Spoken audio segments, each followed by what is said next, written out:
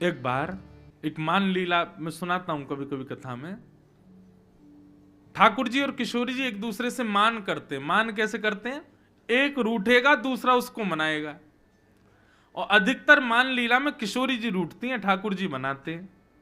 और ठाकुर जी कैसे मनाते हैं? कभी प्रसाद बना के मनाते हैं, कभी मोर बन के आ जाते हैं फिर मनाते हैं, कभी नाच के मनाते हैं, कभी चरण पकड़ के मनाते हैं। किशोरी जी को जो प्रिय है वो भाव देकर के मनाते हैं।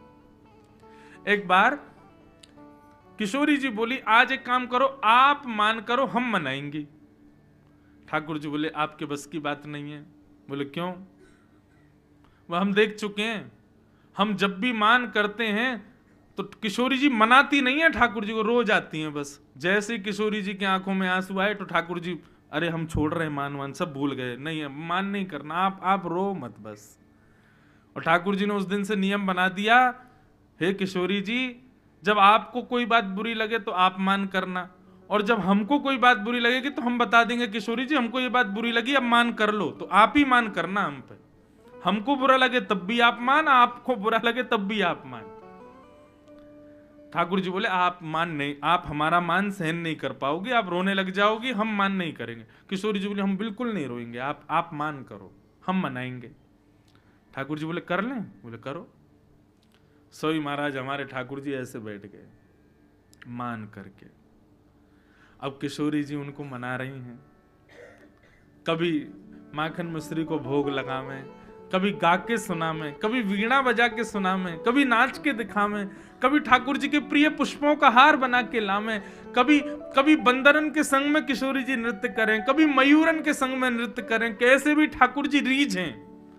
लेकिन ठाकुर जी तो ऐसे मान करके बैठे हैं कि महाराज मुखमंडल पर जरा भी प्रसन्नता नहीं।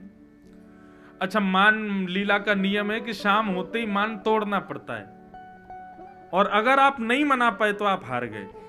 ये मान लीला है। ठाकुर जी अगर नहीं मना पाए किशोरी जी को और सूर्यास्त हो गया तो ठाकुर जी पर चरण में प्रणाम करेंगे, हम हार गए, आप जीत गए, और फिर किशोरी जी हृदय से लगा लेती हैं। अब शाम जैसे हुई, ठाकुर जी का मान नहीं टूटा तो किशोरी जी बोली, अब तो संध्या है गई, हम हार गए, आप जीते, चलो अब हृदय से लग जाओ, अब यह लीला को यहीं विराम करें। ठाकुर जी बिना हृदय से लगे नंद भवन चले गए। किशोरी जी पीछे पीछे दौड़ रही हैं, अरे मान तो तोड़ो, नियम है हमारा कि मान शाम के बाद नहीं करते। ठाकुर जी बोले ही नहीं, चुपचाप सीधे नंद भवन में। किशोरी जी को रात भर नींद नहीं आई, बोले कि ये क्या हुआ, ठाकुर जी ने मान नहीं तोड़ा। सुबह प्रतीक्षा कर रही हैं कि नंद नंदन आएंगे। नंद नंदन आए, वही माटी के मथोना जैसे बटुआ जैसा मुंह, मुस्कुरा ही नहीं रहे। आकर के फिर बैठ गए। किशोरी जी बोली, अरे आपने सारे नियम तोड़ दिए, शाम होते ही मान तोड़ना चाहिए, आप तोड़ करके नहीं गो, अब आके फिर मान में बैठ गए, अरे बात तो करो। ठाकुर जी कुछ नहीं बोले, मौन मान करके बैठे। किशोरी जी बोली, अच्छा अभी भी मान चल ही रहा है आपका, चलो हम फिर मनाते हैं। फिर मनाया, पूरा दिन लग गया, ठाकुर जी आज फिर नहीं माने और बिना मान तोड़े फिर चले गए।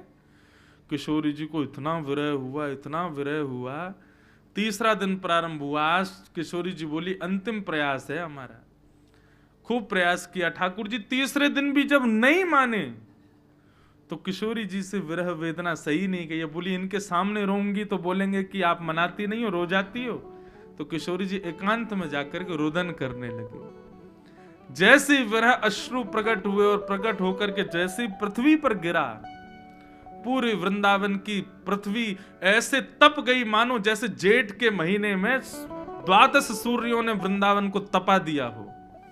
किशोरी जी के विरह भाव से पूरा वृंदावन संदग्ध हो गया, और वो उष्णता भीतर प्रवेश करके अश्रुबिंद ने जब भीतर यमुना जी के स्रोत का स्पर्श किया, यमुना जी की संपूर्ण धार गर्म हो गई, भाप उठने लगी। यमुना जी प्रकट हो गई, भैया किसको विरह हो रहा है इतना। दौड़ करके जब गई तो देखा कुंज में श्री किशोरी जी रो रही, हस्त कमल नीचे पधराया, अश्रुबिंद नीचे नहीं गिरने दे रही। क्यों? बोले कहीं ये 2-4 बिंद और गिर गए तो पूरी पृथ्वी जल करके राख हो जाएगी, ऐसा विरह हो रहा है यमुना जी को, श्री राधिका जी को। कहते हैं कि यमुना जी ने यमराज से पूछा, भैया जितनी वेदना अभी किशोरी जी को है, क्या इतनी वेदना नरक में किसी को होती है? बोले इतनी वेदना नरक में भी किसी को नहीं होती जितनी विरह में श्री किशोरी जी हैं अभी। यमुना जी बोली, किसने विरह दिया आपको? ये किसने किया, मुझे अभी बताइए। वो इंद्र भी होगा तो उसके दोनों भुजाओं को काट दूंगी मैं। किशोरी जी बोली, हमको विरह केवल एक ही व्यक्ति देता है। कौन? बोले, ये नंद नंदन, नंद जी का लाला। 3 दिन हो गए हमसे रूठ के बैठा है, मान ही नहीं रहा है। यमुना जी बोली, या तो मैं बताऊं दारी के, रुको अभी रुको, अभी बताऊं आपको। सोई यमुना जी ने ठाकुर जी की तरह मुकुट पहना, ठाकुर जी की तरह कुंडल पहने, ठाकुर जी की तरह श्रृंगार किया, बिल्कुल ठाकुर जी की तरह श्रृंगार करके जैसे ही किशोरी जी के सामने आई, किशोरी जी बोली, अरे नंदनंदन, आपने मान तोड़ दिया, अब आप प्रसन्न हो? बोले, मैं नंदनंदन नहीं हूं, मैं यमुना जी हूं। अरे यमुना जी, आप तो बिल्कुल नंदनंदन जैसी लग रही हो। बोले, हाँ, अब देखो हम लीला करती हैं। बाकी चाल चलती भाई यमुना जी पहुंची ठाकुर जी के पास। ठाकुर जी मान करके बैठे, इतने में ही रुम झुम चलवे की आवाज पीछे से आई। सो ठाकुर जी बोले, ये तो हमारे पाजेबों की आवाज है, पीछे से कैसे आ रही है? ठाकुर जी ने ऐसे पीछे मुड़ करके देखा तो दूसरे नंदनंदन आ रहे हैं, बिल्कुल श्याम सुंदर। ठाकुर जी बोले, अरे ये कौन आ गया? ठाकुर जी उठ करके उसके पास गए, भैया तुम कौन हो? बोले, हम यशोदा नंदन, देव की नंदन, नंद नंदन, ब्रज उर्चंदन। बोले, अरे बात बना रहे हो, ये तो मैं हूं। बोले, तुम नकली हो, असली हम है। ठाकुर जी बोले, नकली असली क्या? देखो हम पे बंशी बजानी आती, बंशी बजाने लगे। यमुना जी ने उनसे भी मधुर बंशी बजा दी।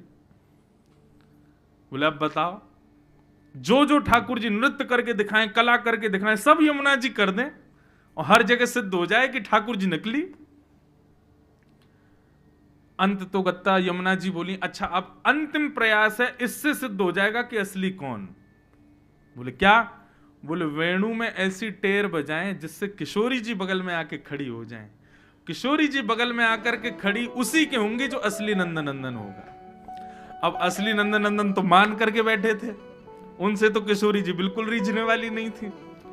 यमुना जी ने जैसे ही टेर बजाई तो किशोरी जी आई, और किशोरी जी जैसे ही आई तो पुराने नंदनंदन, मतलब असली नंदनंदन, वो कहे, किशोरी जी मैं हूं असली, यहां पे आ जाओ। बोले, देखो आपका बेलू पिया घूम रहा है, ये देखो नकली नंदनंदन घूम रहा है। और यमुना जी के बगल में जाकर के किशोरी जी खड़ी हो गई। किशोरी जी बंशी बजा में, कभी यमुना जी बजा में। अब इन दोनों के इस मिलन को देख करके ठाकुर जी रोने लग गए। बोले कि मैं नकली नहीं हूं, मैं असली हूं।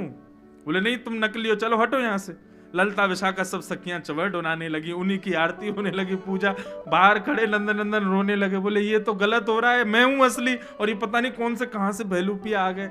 जैसे ही ठाकुर जी को उतना ही विरह हुआ जितना किशोरी जी को हुआ, तब किशोरी जी बोली, अब लीला विराम करो। देखो कैसे रो रहे हैं बेचारे, गुलाब जामुन बन गए रोते रोते। तब उठ करके किशोरी जी बाहर आई। अब मान करोगे?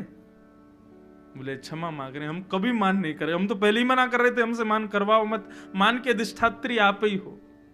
बोले, चलो आओ अब हृदय से लगो। तुरंत श्याम सुंदर को हृदय से लगाया, मान लीला विश्राम हुई। इतने में ही यमुना जी पधारी।